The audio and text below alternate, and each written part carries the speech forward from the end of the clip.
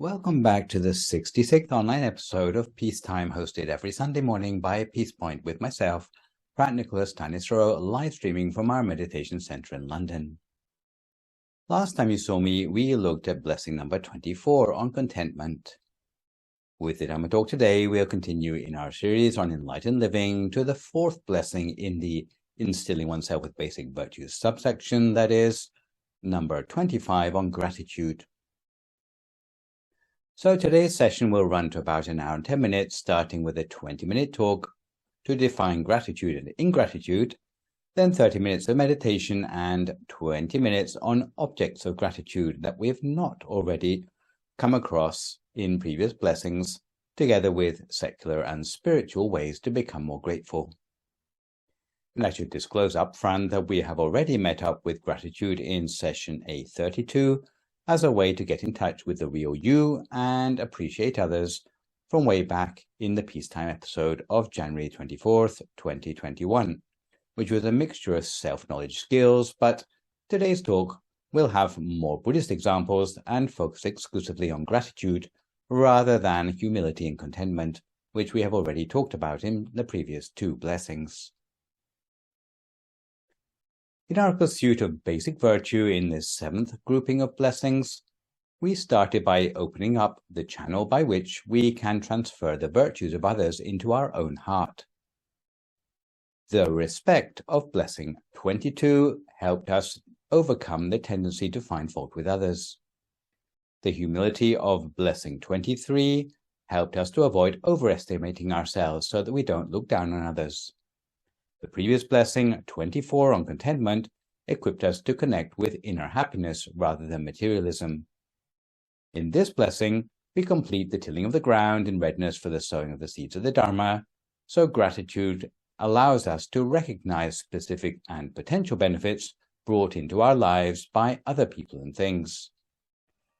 Many of the beneficial things mentioned in connection with gratitude are things we have already come across in the preceding blessings, such as blessing 3, where we discussed gratitude towards the Buddha, the community of monks, teachers, and exemplary employers. Also, in that blessing, we discussed attitude towards inanimate things like educational objects, Dhamma scriptures, and pagodas. In blessing 12, we met up with gratitude towards our parents, and in blessing 16, we discussed gratitude towards exemplary rulers. You might be tempted to think we are repeating ourselves, but there are a few new things for us to study which go beyond the mundane household situations already discussed, because in this blessing, gratitude is considered particularly in the context of learning virtue. On the face of it, gratitude may look a lot like respect, because the list of those worthy of respect is similar to those worthy of gratitude. However, in this blessing, we meet up with the idea of latent benefit and gratitude, mostly intended to help us acknowledge the shared provenance of our goodness rather than thinking it's merely an individual achievement. It helps keep us humble about the origins of the goodness in life we have managed to cultivate for ourselves, rather like the idea of it takes a village to raise a child. The character quality of altruism is generally thought to develop in a person with maturity. According to the research of psychologist Lawrence Kohlberg in the late 50s, people are supposed to become less self-centered as they go through life. From birth to age 11, children tend to be motivated mainly by self-interest, avoiding punishment and maximizing rewards from their parents or teachers. During the teenage years, motivational shifts to give more credence to social approval. They need to be liked by their peers or else conform to social order, such as staying on the right side of the law. Only those who manage to extricate themselves from the frame of mind of a teenager can upgrade their ethical motivation to considerations of social contract, such as spiritual obligation or respect for universal rights. Altruism belongs to this final category of abstract ideals. From Kohlberg's research, we learn two things, namely that an altruist is rare, and without an attitude of gratitude from those on the receiving end of such acts of altruism, will certainly have less motivation to be altruistic in the first place. Just as Western social psychologists have realized that we cannot underestimate the role of social contract in bolstering the motivation to do good deeds, according to the words of the Buddha in the Anguttara Nikaya, there are two very rare sorts of people, or Dulapa Bugala, in the world, the first being those who initiate favors towards others, or Pupakari, and the second being those who are grateful and return favors they receive from others, or Katanyu Kataveti. Most of us are quite familiar with hearing about the importance of developing gratitude, with all the associated stories that get trotted out every year on Thanksgiving. We have previously mentioned that there are advantages of gratitude along with patience and respect, as a way to bolster our conscience against temptation. If left to our own devices, we can succumb all too easily to temptation. Since it is the nature of cultivating virtue that one must always come across obstacles and hindrances, problems from our associates or our immediate surroundings or from our subconscious defilements, not to succumb to discouragement in the face of such hardships needs special strategies to help us not to backslide on our journey of self-transformation. Sometimes where we are unable to rationalize our way to behave properly, in cases where it's hard for us to get our head to rule our heart, we need to engage with patience. If patience fails us, sometimes we can fall back on respect for all the elders and betters in our lives who we might disappoint if we were to give in to the temptations on hand. If respect fails us, the final line of defense is to bolster conscience by practicing gratitude. Gratitude enables us to remember what we have to be thankful for in our life. Focusing on these things can help you ride out the storm rather than binge on destructive habits. This is how gratitude can help give us social traction to elevate the usual threshold of our motivation in cultivating virtue to the level of the ideal, even beyond the bolstering effect of patience or respect. Something which remains of the utmost importance in the cultivation of virtue is that we must train ourselves a great deal in the regular practice of meditation, especially at times when we must ride out conflicts without interfering or feeling demoralized. If we are quick to sit for meditation when the going gets tough, it can make all the difference to the sense of resilience in our cultivation of good deeds. The Pali word for gratitude, or katanyu, used in this blessing means recognizing benefit or virtue. It's similar to the Western ideal of loyalty, but specifically loyalty to the people or things that have previously brought us benefit. Furthermore, it includes the nebulous concept of latent benefit, which means recognizing that benefit comes to us not only by any past concrete actions, but may be brought simply by the presence of a personage or a thing with latent virtue. Easy to understand examples in this category might be things like an insurance policy or a local doctor, who help us feel safe just by having them around, even if we've not yet made an insurance claim or had a medical emergency.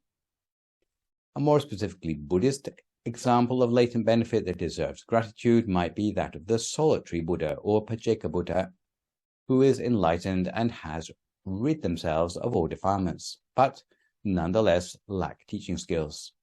Buddhists consider their presence to be a blessing to the world, at least as a field of merit for those who give the solitary Buddha their support.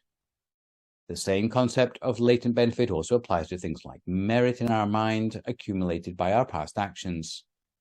You will see that latent benefit is something new in this blessing that we've not yet met in the preceding ones, and it also diverges from what we would generally expect from the idea of respect.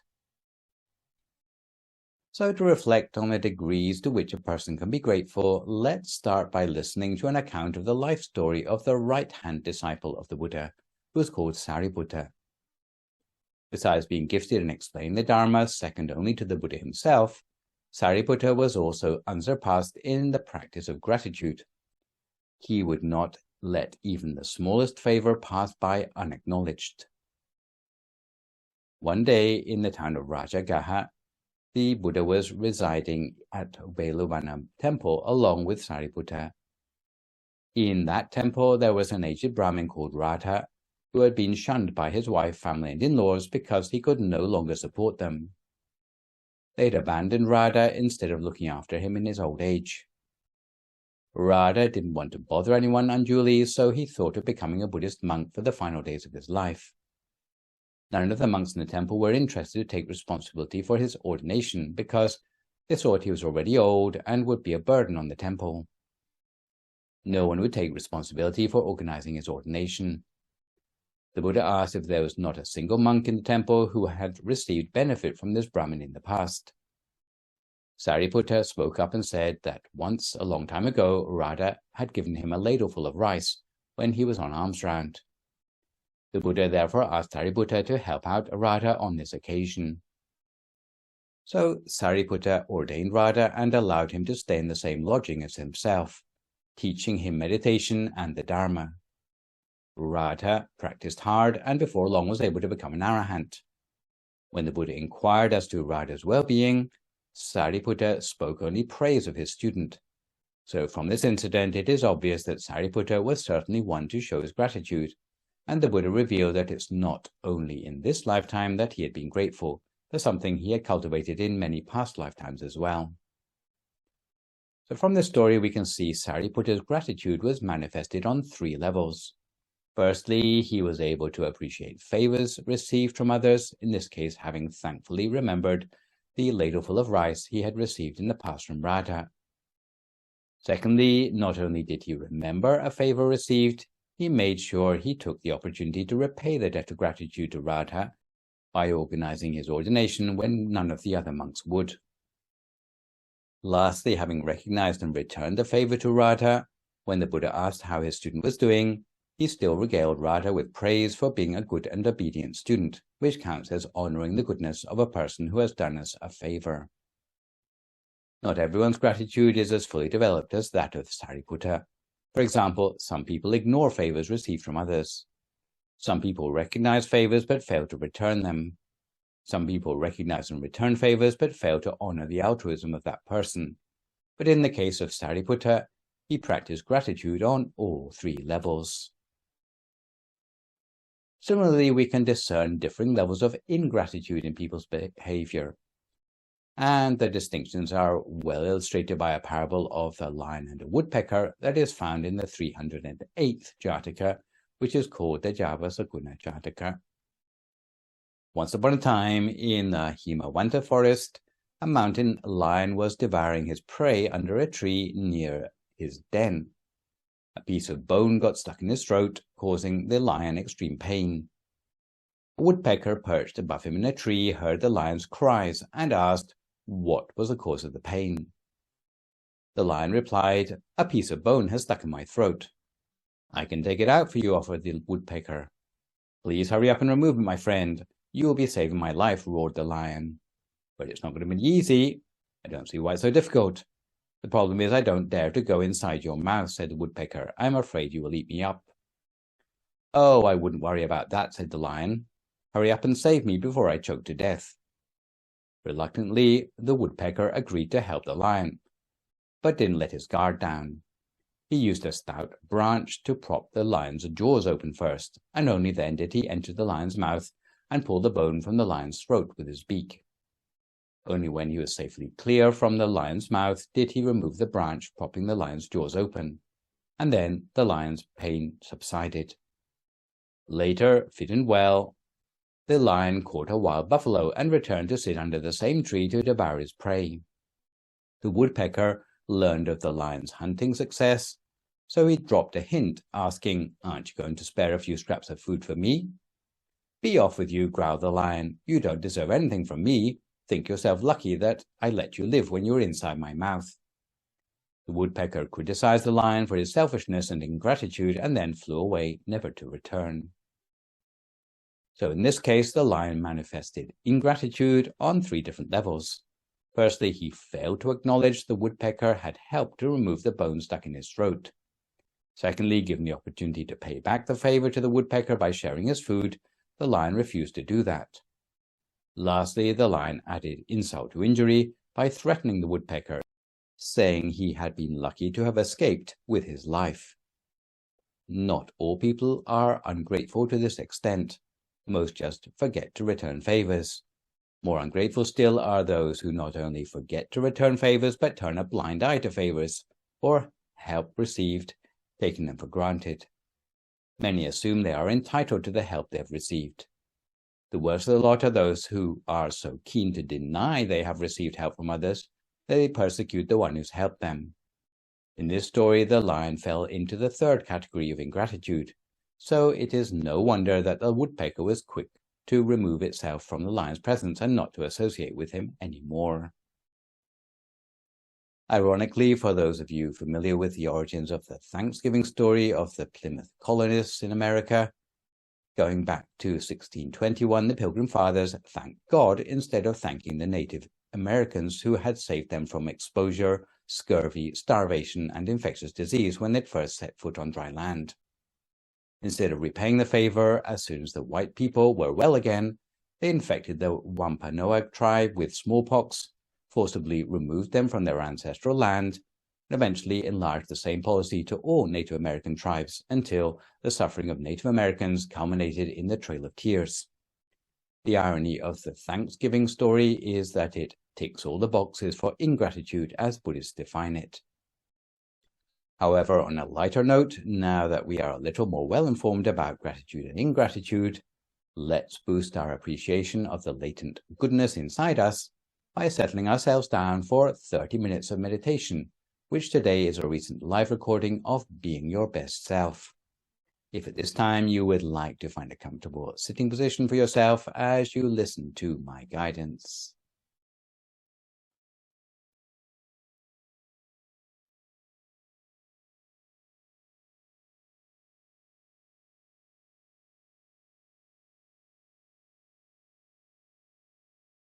So when you're ready, if you'd like to find a comfortable position for yourself in the meditation, you might like to sit cross-legged or just sitting with your back straight if you are sitting on a chair. And close your eyes very gently. Breathe deeply to yourself to allow your body to become quite still and begin to relax. You might like to become aware of any tension that you are still holding on to in any part of your body. And at this point you can notice that tension and slowly release it. Often what we do at the beginning of any meditation is to scan down through our body, relaxing the tension in any muscles in our body.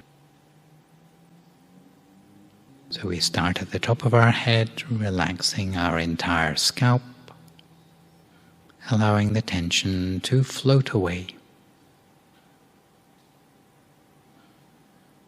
We may feel that lightness and relaxation coming down over our entire scalp. In the same way, we allow our forehead to relax. We can relax our eyes and the tiny muscles around our eyes. We allow the whole of our face to relax, whether it be our cheeks, our jaw, or the whole of our face. And we make sure that we're not inadvertently pulling a face. We move our attention on down to our neck, releasing any tension that we're holding there,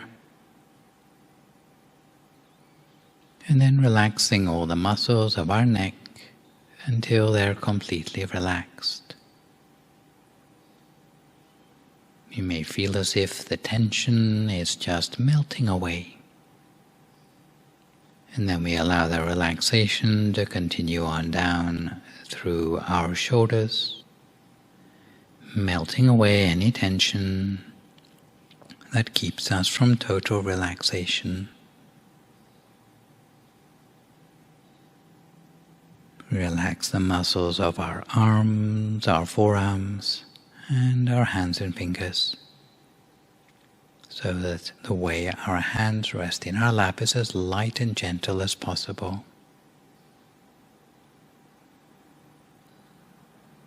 We continue by relaxing our torso, whether it be our chest, our trunk, our tummy,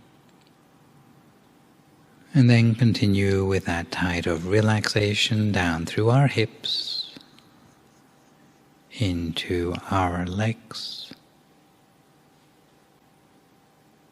all the way down to our feet and our toes, until we feel satisfied with how comfortable our entire body has become, until it's almost as if our whole body seems to have disappeared or melted away into the atmosphere around us. And this allows us to turn our attention instead to the feeling inside us, the sense of warmth or well-being inside our body, which by any other name we could call our state of mind. And our mind also needs to be as relaxed as possible. The way to do that is by letting go of any uncertainties or worries that we're holding in our mind, allowing them to come up into consciousness one by one and then letting go of them, whether it be our thoughts or our feelings. We might notice how effortless it is to let go of them without feeling any sort of regret. We let all the thoughts go as we sink deeper and deeper into a loving, warm abyss of relaxation, freeing ourselves from the burden of any difficulties in our lives, as we move towards a sense of freedom. So we can imagine that inside ourselves that we feel light, peaceful and calm, clearing our mind little by little, in keeping with the relaxation of our body, a state of peace both in body and mind, and a sense of focus in the here and now, allowing us to reach a profound state of rest in a short period of time. So we allow ourselves to sink deeper and deeper into a profound sense of rest and relaxation, beginning to let go, deeper and deeper, more and more relaxed, down into serene relaxation, letting go of all concerns, focusing on feeling free, deeper and deeper, to the deepest level of relaxation that you can possibly achieve today. And with this perfectly relaxed state which we've now achieved, it will be much easier for us to embark on meditation this time and every time that we meditate from now on. So in our usual way, we imagine that inside our body is just an empty space or a hollow cavity with no organs or tissues, muscles or bones, or like a hollow space inside us. And in our mind, we conjure up a feeling of the positive energy in our life or a feeling of empty space within us.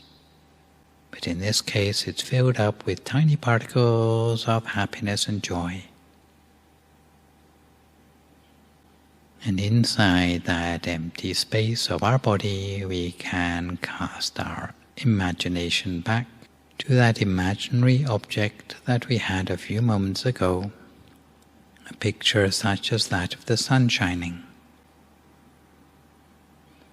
But this time, instead of it being in the sky, it appears in miniature inside the space of our body, shining with a cool, clear light, maybe golden, yellow, red or white in color, maybe sparkling like a diamond, or it may be more of a feeling than a picture. Every person is going to be a little bit different. So we have to accept our own personal inner picture for us to work with.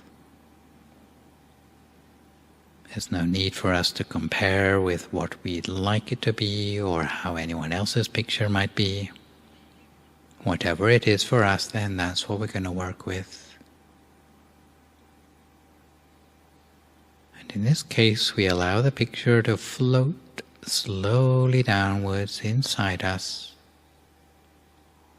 until it comes to rest somewhere around about the very center of our body.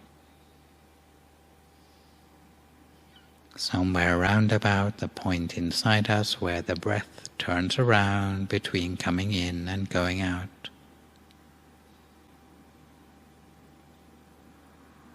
In the meantime, if anything distracts our attention away, we just bring our attention back to this central point each time. If the picture or feeling disappears, then we can just conjure up a new one. And if the thoughts return, we do our best to ignore them. If the thoughts are at a low level, we can do our best just to ignore them, to starve them of attention, in the hope that they will die down by themselves into silence. But if the thoughts are too many simply to ignore, then we may need to make use of that traditional mantra, hearing the sound of the words Samma Arahang, Samma Arahang, Samma Arahang, coming up as if from the very center of our body. If these words are too complex for you, you might use something simpler like brighter and brighter, clearer and clearer. Brighter and brighter, clearer and clearer. And the whole of the time we acknowledge the positive feelings that come up as a result of our cultivation of mind at the center of the body.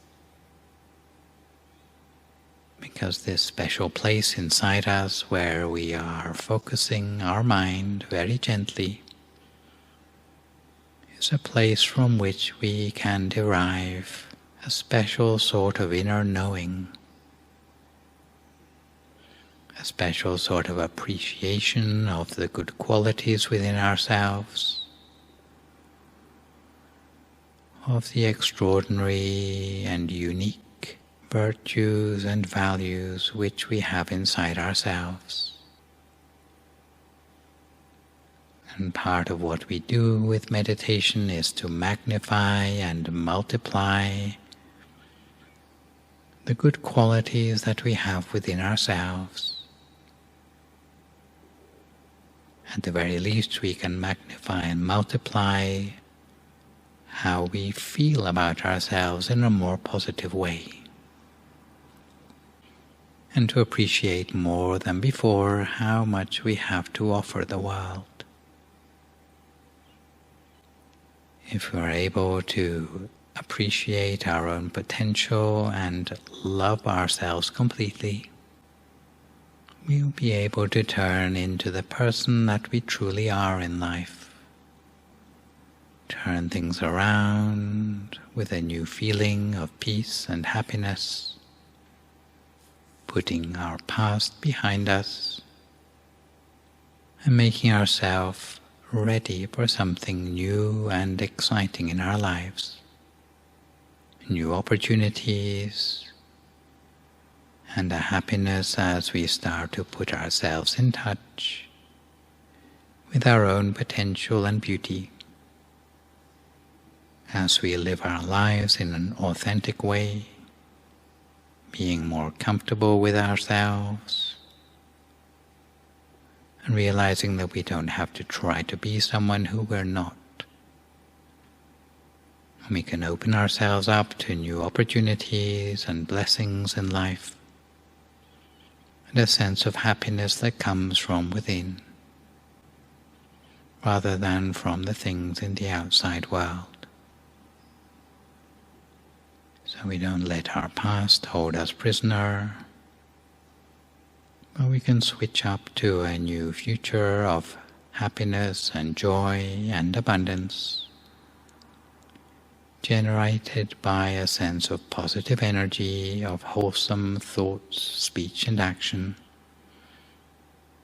otherwise known as positive energy or merit in our lives, that is generated by all the choices for the best things in our lives. So now for a few moments in silence we cultivate our mind at the center of our body. If our mind wanders off, we bring it back each time, even if it's 100 times or 1,000 times. And little by little our mind will start to establish itself at the center of ourselves more and more naturally. If our inner object disappears, we can think of a new one. If it changes, we just follow it in its new form. If we feel uncomfortable, we can adjust our position to get more comfortable. And otherwise, we just place our mind lightly and gently, with nothing more than a feather-light touch at the center of ourselves, just for a few more moments now in silence until we come to the appropriate time.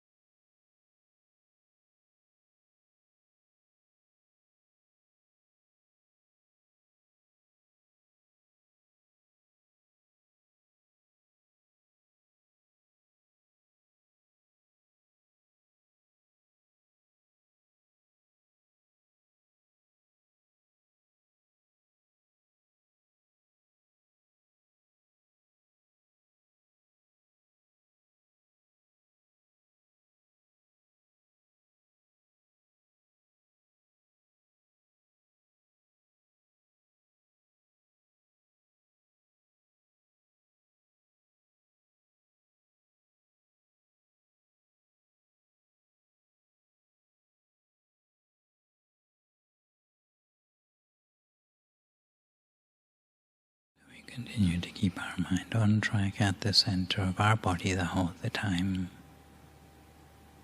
Lightly, gently, with nothing more than a feather-light touch at the center of ourselves. Always with our inner picture or feeling inside ourselves. And if our mind should wander away, then we just bring it back each time. If our inner picture or feeling disappears, we can conjure up a new one. If it changes, we just follow it in its new form.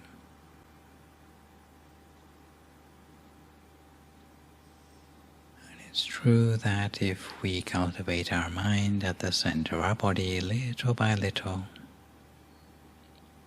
we change who we really are at our core.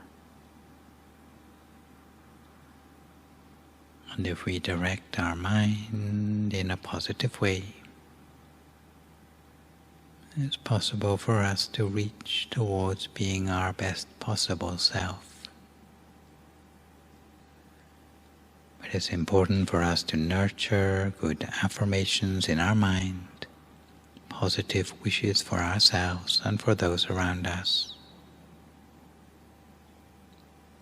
Sometimes we do this in terms of loving kindness, which means reaching out to others with compassion, compassion towards ourselves, compassion towards others. But another way of reaching out in a positive way is to reach out in terms of a sense of betterment, personal improvement, spiritual transformation, and by planting the seeds of positive affirmations in our mind, and those affirmations will gradually come to fruition. So we might plant seeds of positive affirmations in our minds, such as moving past any previous mistakes in our lives and being able to learn from them easily. Releasing ourselves from any negative thoughts in our lives and moving forward beyond them into a brighter future. Being more in control of our life and our own experiences, always being attentive to our own thoughts and choosing them wisely, being in control of how we react to what life throws at us, and realizing that to a certain extent, happiness in our lives is a choice, and a choice that we can choose from wisely. Releasing ourselves from lethargy or negative thinking or even lazy habits. And we might top up our own spiritual quest with the wish that we find time each day for quiet contemplation, to restore and to renew ourselves, and to be able to spend a little time each day connecting to this wise inner part of ourselves and the stillness within, to allow us to remain perfectly aligned with what is truly important in our lives. And reflecting on these positive affirmations, we allow our heart and our mind to be filled with compassion that reaches out to the whole of ourselves, reaches out beyond ourselves, to our families, to our homes, to our colleagues, to our whole neighborhood and our municipality, reaching out in ever-widening circles around us to all sentient beings, those that we can see or those that we are unable to see. And we allow positive affirmations to resonate in our heart with the wish that we'll be encircled with love, peace, and wisdom in our lives, surrounded by loving, caring friends and family, attracting good and positive things into our lives with the intention intention to add value to the lives of those around us and bring joy and fulfillment to others. May we be able to feel gratitude for the people and experiences in our lives, and that this gratitude becomes steadfast.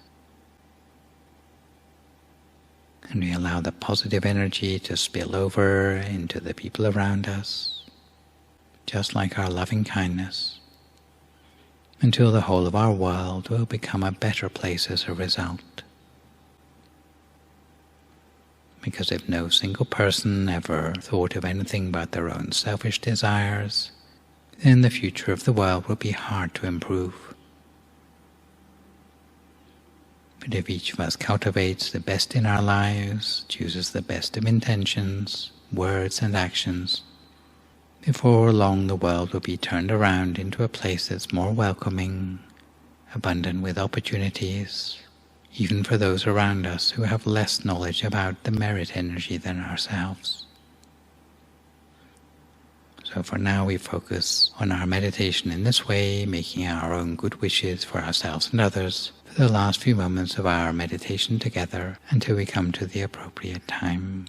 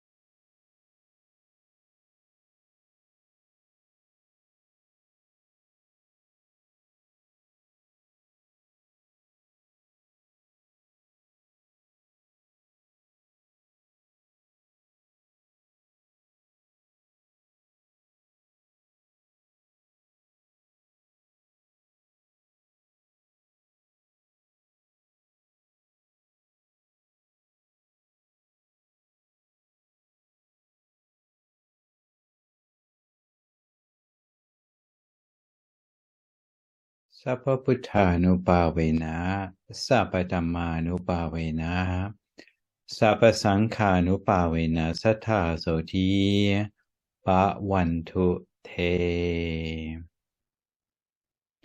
So if you'd like to come to the end of your meditation for today, you can gradually open your eyes again. If you feel at all uncomfortable, then slowly try changing to a more comfortable position before gently finishing your practice.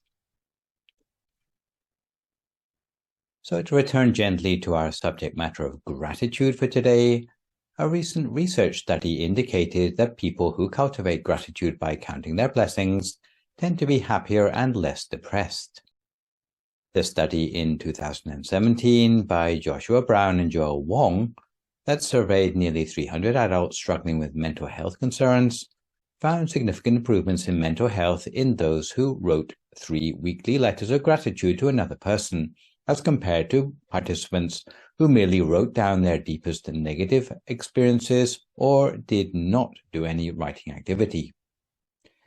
Researchers interpreted their findings to mean that gratitude unshackles us from toxic emotions. The gratitude helps even if you don't share it, and although gratitude benefits may take time, but they have a lasting positive effect on the brain. Apart from writing letters of gratitude, Robert Emmons of the University of Berkeley has highlighted 10 further pieces of self-help advice for those hoping to cultivate more gratitude in their lives. The first piece of advice for becoming more grateful is to keep a gratitude journal. All you need to do is establish a daily practice in which you remind yourself of the gifts, grace, benefits, and good things you enjoy. Setting aside time on a daily basis to recall moments of gratitude associated with ordinary events, recalling others' personal attributes or valued people in your life will help you to interweave a sustainable theme of gratitude into your life. Writing down several things that you're thankful for every day will keep positivity topmost in your mind. You should keep the list at hand and read through it whenever you feel gloomy feelings creeping up on you. According to Buddhists, there is a ready-made list of things to be grateful for that can help to boost our conscience, including gratitude for having been born a human rather than a savage, gratitude to your family and its reputation, which you'll be letting down by giving into your temptation, gratitude for your level of age and experience, thinking that at your age you ought to know better, gratitude for the good things that you've done in the past and how this small slip-up will ruin your track record, gratitude for your level of education and how with all your knowledge you ought to know better, and lastly, gratitude to your spiritual teachers who you'll be letting down by not putting into practice what they have taught you and exemplified. The second piece of advice for becoming more grateful is to record difficulties that you've now put behind you. To be grateful for your current state, it's helpful to remind yourself gently of past tough times that you've weathered out. When you remember how difficult life used to be and how far you've come, you will set up an explicit contrast in your mind, and this contrast will be fertile ground for appreciating your relatively good fortune in the present time. A third piece of advice for becoming more grateful is to use the Naikan introspection technique. This technique was invented by the 1940s businessman and Jodo Shinshu priest called Yoshimoto Inshin. The technique involves reflection on 3 questions. Firstly, what have I received from this person? Secondly, what have I given to this person? And lastly, what troubles and difficulty have I caused this person? The awareness generated by the introspection is supposed to be especially effective as a way to increase gratitude towards family members. The fourth piece of advice for becoming more grateful is to learn affirmations of gratitude. In many spiritual traditions, affirmations of gratitude are considered to be the most powerful form of motivation booster because through such affirmations, people recognize that they are but a small part of a much bigger cosmic picture. The fifth piece of advice for becoming more grateful is to come to your senses. Through our senses, the ability to touch, see, smell, taste, and hear, we gain an appreciation of what it means to be human and what an incredible miracle it is to be alive. Seen through the lens of gratitude, the human body is not only a miraculous construction, but also a gift. The sixth piece of advice for becoming more grateful is to use visual reminders. This might include prominently displayed pictures of those towards whom you would like to develop gratitude, or simply by regularly visiting with that person. Because the two primary obstacles to gratitude are forgetfulness and a lack of mindful awareness, visual reminders can serve as clues to trigger thoughts of gratitude. The seventh piece of advice for becoming more grateful is to make a resolution to practice more gratitude. Research shows that resolving to perform a behavior increases the likelihood that the action will take place. If you write down your own gratitude resolution, which might be as simple as, I resolve to count my blessings each day, and post it somewhere where you can be reminded of it regularly. The eighth piece of advice for becoming more grateful is to watch your language. Grateful people have a particular linguistic style that uses the language of gifts, givers, blessings, blessed, fortune, fortunate, and abundance. In gratitude, you should not focus on how inherently good you are, but rather on the inherently good things that others have done on your behalf. The ninth piece of advice for becoming more grateful is to go through the motions. In other words, fake it till you make it.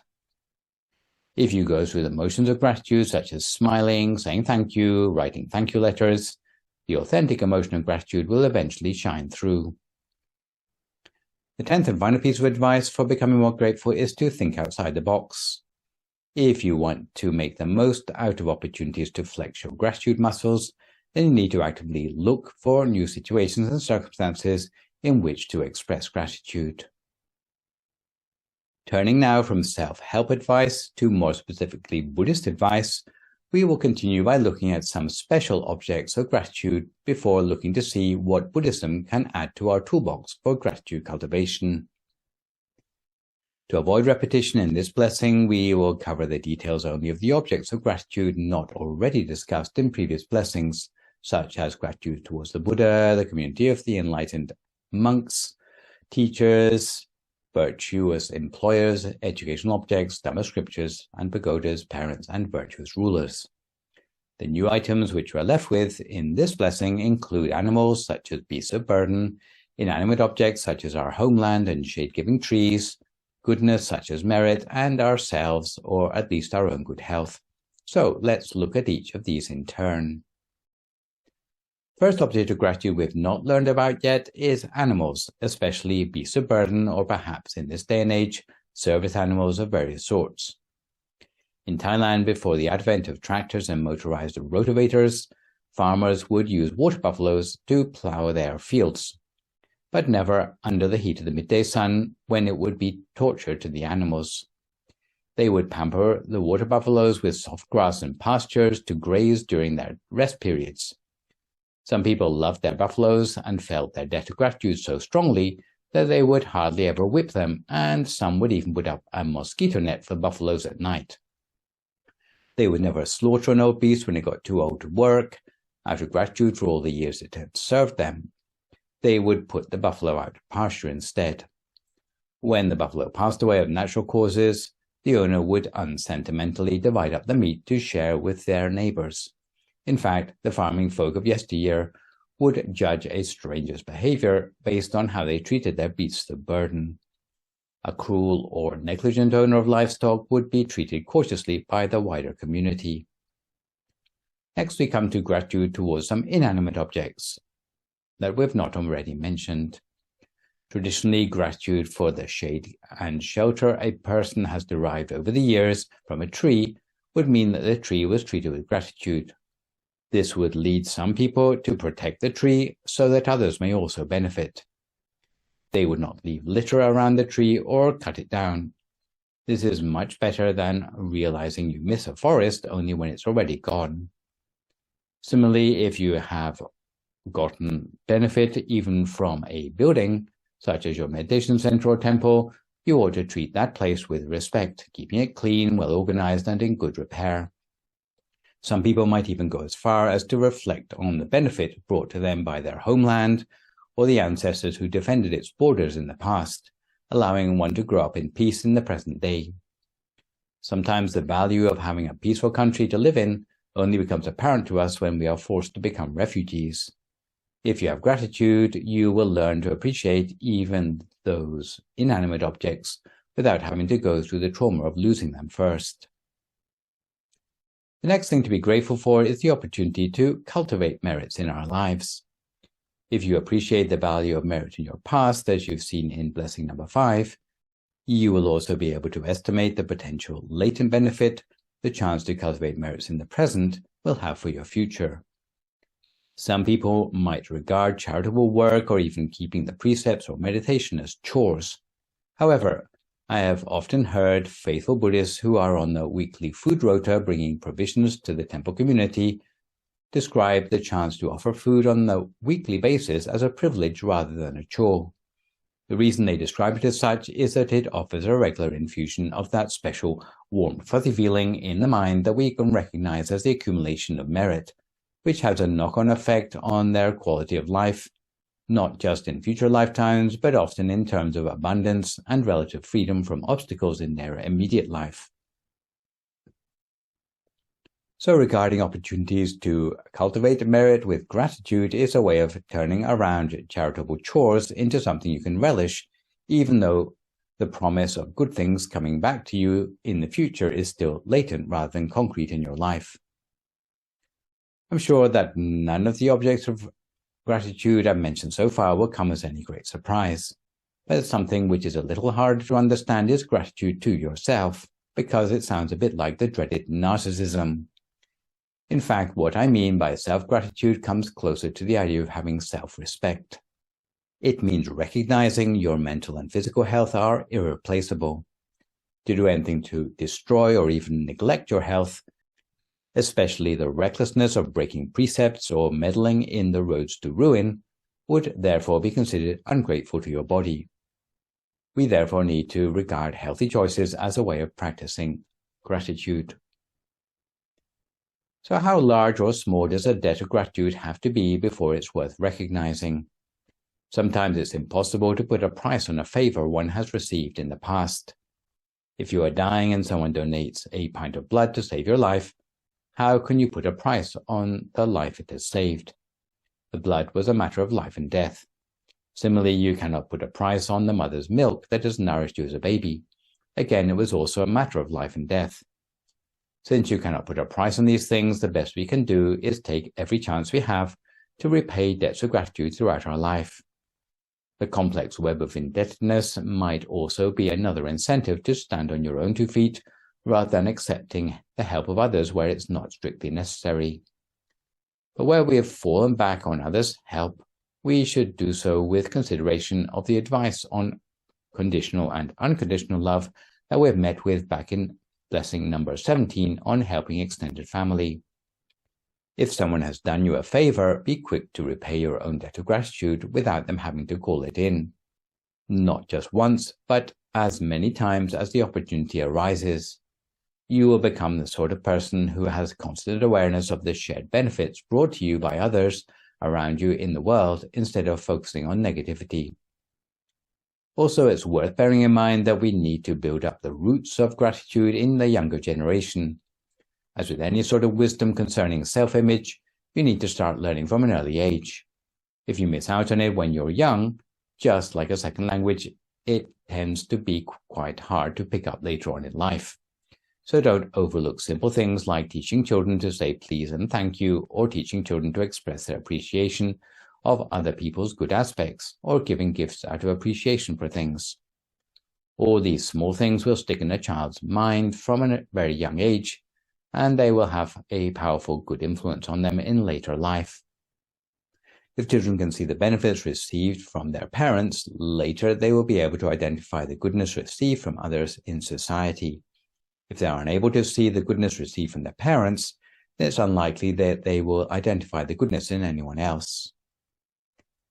Although in Western society a lot of human rights have been entered into law, and in many countries basic needs are taken care of by the welfare state, we should not let that safety net desensitize our sense of gratitude for those things that we receive at the hands of others. It should be noted that gratitude needs to be moderated by considerations of equanimity that we have already seen in blessing number 16, without letting gratitude bias us towards our unethical dealings. Otherwise, gratitude can easily lead to things like bribery and corruption. Furthermore, supposing you've done someone a favor in the past and they owe you a favor in return, however, if you openly call in the favor, it is too transactional and makes you look like a manipulator instead of a benefactor in others' estimation. This is why if you ever do someone a favor, it is considered bad form to call in favors in return. If you're asking for money back that you've lent someone, then that's fair enough. But when it's a favor that you've given someone, asking for the favor back is inappropriate because, as we said before, you cannot put a price on a favor. At this point on the subject of gratitude, I'd like to finish off with a story entitled Trying Again, about a lady who persuaded a homeless man to join rehab. The story comes from Lenore Pimental of Santa Rosa, California, in The Sun magazine, and was republished by Jack Cornfield in his book, No Time Like the Present. So the narrator in the story is Lenore during her time working at the Social Services Office in Northern California. The man was my age, but he looked many years older. He was an Army veteran. He was also homeless, cold, and hungry. I could see that he tried to wash up before coming to the Social Services Department to ask for help. His face and hands were clean, but his clothes were filthy. And though he claimed not to have had any alcohol that day, the smell of it seeped from his pores. I wanted to get him into rehab, and I asked him if he was ready to come off the streets. "No, ma'am," he said. "All I'd like is a few dollars and some bus tickets. If I can get sober enough, they'll take me into the shelter across town." That shelter had 50 beds, cots really. The homeless were admitted at night and forced out at dawn to eat breakfast at a nearby charity. 50 beds and nearly 1,000 homeless in the city. Winter here in Northern California means cold, rain, and mud. Even though this man and many like him slept under bridges to keep dry, the dampness penetrated everything. His clothes and the bedroll he'd placed on the floor smelled moldy. The pages of a book he carried were swollen. I asked how many times he'd tried rehab. 2 or 3, a long time ago, he said. Maybe it's time to try again, I explained. That I had a client who had gone through the program 7 times before it took. Besides, I said, we're months away from warm weather. What else have you got going on? I watched his face as he considered my offer. I thought I saw a flicker of hope in his eyes, followed by a shadow of doubt. He'd tried before. It had been hard, impossibly hard. But so was living on the streets. Finally, he lifted his head and looked at me. I reached for the phone. "Shall I?" I asked. He barely nodded yes. An hour later, I handed him over to a recovering alcoholic, also a veteran, who would drive him to one of the best rehabilitation facilities in the county. "Come back, visit me when you graduate," I said as he left. I barely recognized the man when he came into my office 6 months later. So tall and handsome, smelling like the outdoors and holding a big bouquet of flowers. So in conclusion for today, when considering special strategies for cultivating gratitude, we should bear in mind the words of Henry Nouwen from his book, The Return of the Prodigal Son.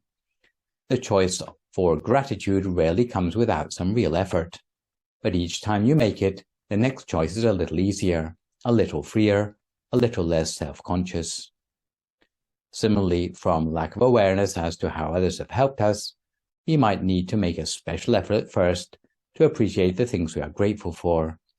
But the process should not stop there, and we should go on to try to find ways to repay those who have helped us and ultimately honor the goodness of those who have initiated favors towards us in the past. So this session I have introduced to you Blessing 25 on gratitude. For my next live session online, which will, fingers crossed, be a week on Sunday morning, we'll continue to the final blessing of the 7th group with Blessing number 26 on regular listening to the Dharma. For good measure, I'd like to remind viewers that you can email your questions about meditation or what you've heard in the lecture to the email address you can see spelled out on the slide. And I'll do my best to answer these on my next session. In the meantime, try to avoid recklessness or complacency as we continue to deal with the knock-on health and social effects of the pandemic. Maintain a positive mood, speak only positive words, forgive others, extend good wishes to others, and meditate daily. Hopefully, as a result of today's session, you will better understand gratitude and ingratitude, along with ways to cultivate ever-increasing gratefulness in your life. So for today, this is me, Phra Nicholas Thanissaro, signing off for now. So long, folks, and stay safe.